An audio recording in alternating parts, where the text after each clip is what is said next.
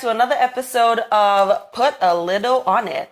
I'm Penny. And I'm Ty. And if you're new to this video podcast, this is basically when we talk about, just random stuff. And we're talking about topical stuff, things that everybody's talking about, or just like random things. Like our first episode was about how siblings are always stealing each other's clothes. And by siblings, she means me. Yeah. Always stealing It's her always clothes. been her. But that's the past, okay? Don't bring it to the present. Today, as you can see, she's pretending to be a pageant contestant.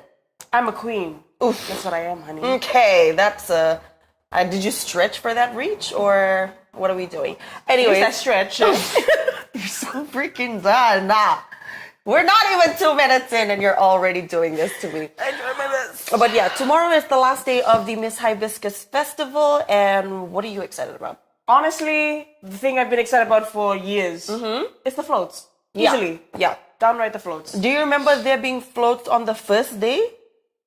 Man, honestly, I don't remember. Yeah, because there weren't any. Oh. So the thing is, I brought this up because a lot of gang on social media, they were complaining that there were no floats on the... Oh, like it was underwhelming on the first days. Yeah. So they, there was some gang saying, oh, so the contestants showed up on like trucks, pickup trucks. Yeah, That's pickup all. trucks. What's going on? What's happening there? Where are the floats? But then if you think about it, it just doesn't make sense to have, floats on the first and the second day. Exactly. Because it takes weeks and months to make them, Design to build those them, things, man, nga baba. Yeah, so I don't think they'd make two for like the opening and the closing day. Please. No. We're not like the Brazilian carnivals, baba. don't do that This is here. not Mardi Gras. No. But yeah, so that's that. The contestants I wanted to talk about. I have so many favorites. I can't. I can't get into it. Who do you can't think? wait. Like for you, Mandra, personally, who, what, when, how, why is Gamora? But who is Gamora? Okay. Okay, well, I feel like there's these two contestants. I've heard them speak because what I've been told is that most contestants, it really does depend on how one handles public speaking. You know what? I'm trying to be useful here. Look at her. She's just like carry on. me. Just carry on. I'm just like so impressed that you're using these $5 words. Carry on, go. Thank you. I paid $2 for it. Okay, you know what? But anywho, Zola. So the thing about it is that what I've always been told is that Miss Hibiscus or being a queen contestant is how you hold yourself, how you talk, and there are these two contestants, well actually three I would say, that are so well articulated. Okay. Especially two of them. Two of them are like much younger than me, and yet they have so much poise, so much grace. That's believable. And carry on. Why did we stop? so much poise, so much grace, and that it's just insane at such a young age. Like you can tell they're so mature. Insane and so basically in the membrane. contestants that I'm talking about is, I believe, I know it. You can do this. Come back. I believe in you. I'm hoping that like you're gonna say the names of like people of like the ones that I've chosen as well. Okay. Well, Miss Fiji Fashion Week Pepe Malani. Right.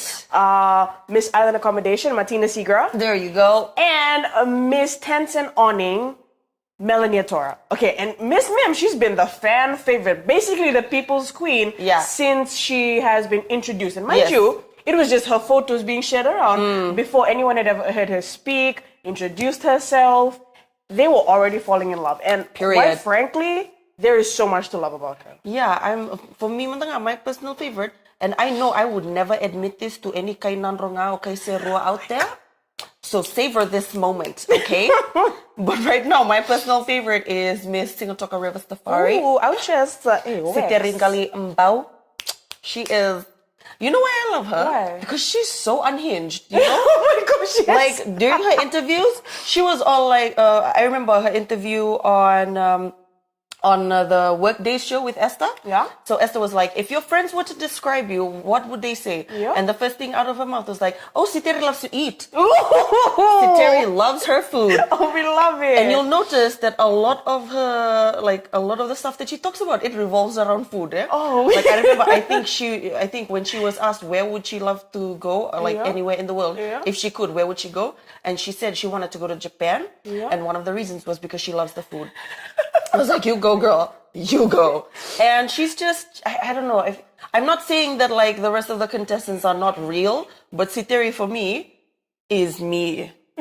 She embodies me. She embodies like your everyday, your average girl, your average siteri. Yeah, your average siteri, and like she's gorgeous. I will give her that. And like whoever is doing her photos, Baba, please. That's cheating. Okay, that does not have to be that good, man. I love it. I love her photos. Yes. Please keep them coming. And one thing I love about Siteri is that I hear that part of her campaign is how she's very connected to the Vanua. Yes. Like she very much advocates for the people of Navosa, the people of the villages, especially for Sigatoka River Safari, how they look after the villages that they help promote and whatnot for tourism and all. Yeah. So I really love that about her. It really speaks to me. Facts.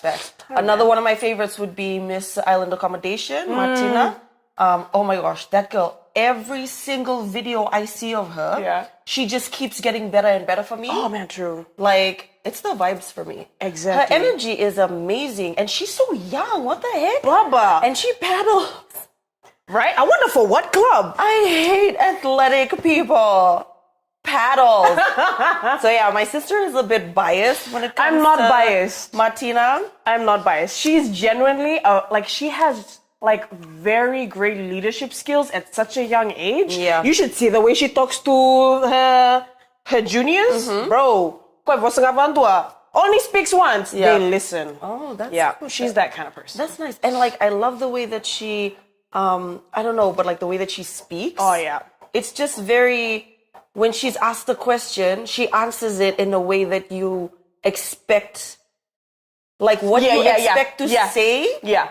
Most of the time, it doesn't come out the way that you think it's articulated in your head. But for me, she does that. She really does. She's really like does. a little translator in my head. Like I'm listening to her questions and I'm answering it in my head and she's saying it out loud. I was like, hey, get out of my head. We're connected. Jokes.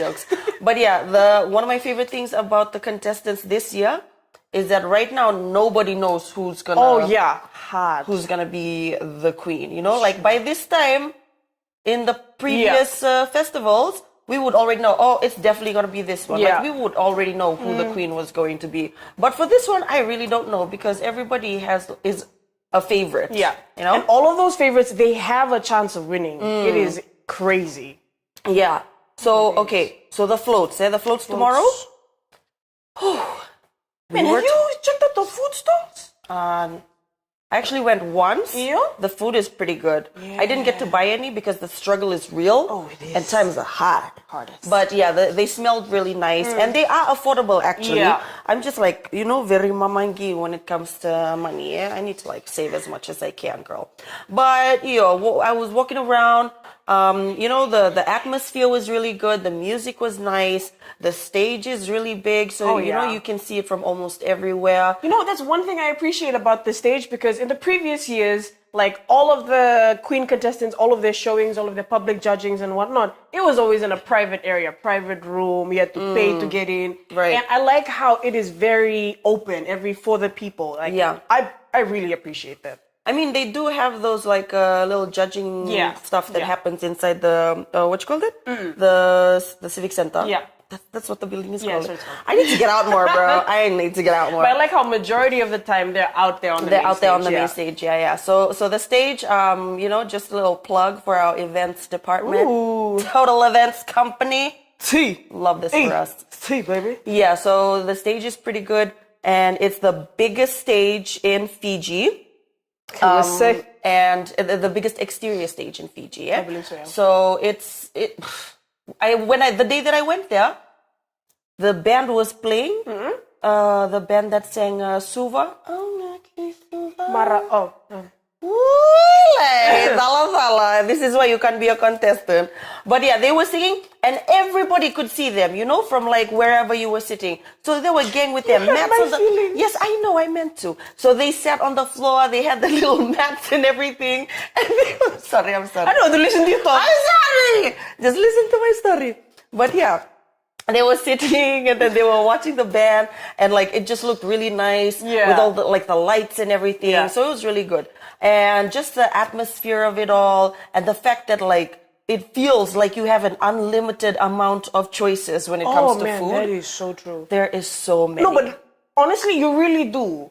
Like you see you just see like a huge line as far as the eye can see. Yeah. There are just food stalls upon food stalls upon food stalls. Like you're basically spoiled for choice, man. Yeah. So not only is, the Hibiscus Festival finishing tomorrow night, but this is also bad news for my waistline.